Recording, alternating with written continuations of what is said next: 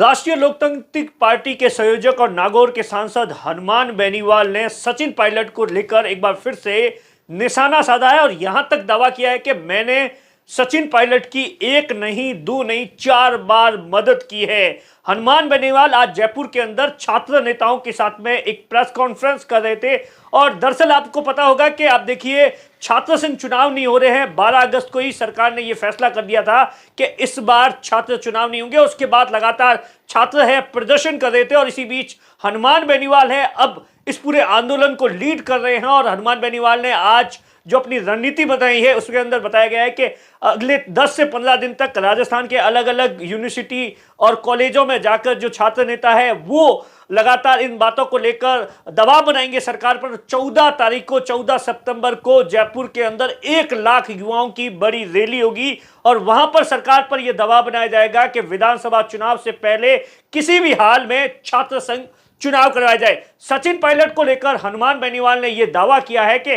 जब विधानसभा चुनाव थे तो टॉक चुनाव प्रचार के लिए उनके पास में बकायदा फोन आया था और कहा था कि टॉक के चुनाव प्रचार के लिए नहीं आना है। और उसके बाद भी हनुमान बेनीवाल का यह कहना है कि जब सचिन पायलट मानेसर गए थे तो लोगों से यह कहते थे कि मैं सीएम हाउस के अंदर कॉफी पीऊंगा, ऐसा कुछ कहा और उस वक्त भी मैंने उनकी मदद की। और इसके अलावा भी जब वो प्रदेश अध्यक्ष थे और राज्यसभा के चुनाव थे उस वक्त भी मैंने मदद की। आप देखिए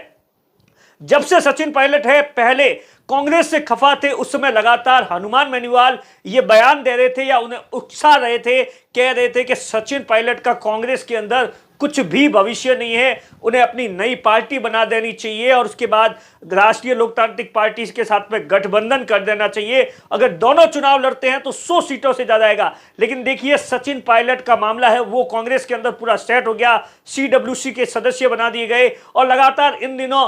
जो अपने समर्थक है उनका चुनाव प्रचार भी कर रहे हैं सचिन पायलट। लेकिन हनुमान बेनीवाल ने आज एक बार फिर से सचिन पायलट पर निशाना साधा है और इसके साथ ही जो मुख्यमंत्री अशोक गहलोत है जो कि 2030 का विजन चला रहे हैं उस पर भी बड़ा एक तंज कसा है। हनुमान बेनीवाल ने कहा है कि जब मुख्यमंत्री अशोक गहलोत है वो दिसंबर के बाद में मुख्यमंत्री ही नहीं रहेंगे तो मिशन किस बात का। और इसके साथ ही आप देखिए हनुमान बेनीवाल ने जो बड़ा एक दावा किया है, क्योंकि आप देखिए आम आदमी पार्टी के जो अरविंद केजरीवाल है वो ऐसा बताया जाता है इस सप्ताह है वो राजस्थान के अंदर रैली करने आ रहे। तो किसी ने पूछा कि भाई आम आदमी पार्टी के मुख्यमंत्री आ रहे तो क्या उससे उनका या किसी भी तरीके का कोई भी वजूद नहीं है। यहाँ पर राष्ट्रीय लोकतांत्रिक पार्टी है वो बड़ी मजबूत है और हनुमान बेनीवाल का ये दावा है कि हम 130 से 140 सीटें हैं वो प्रभावित कर रहे हैं और इस बार पूरी की पूरी हंग असेंबली होगी और राष्ट्रीय लोकतांत्रिक पार्टी है वो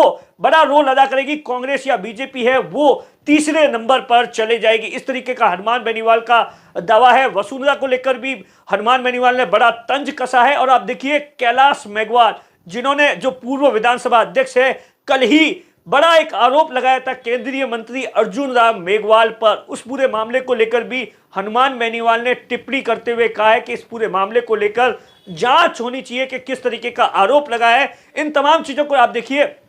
हनुमान बेनीवाल का जिस तरीके से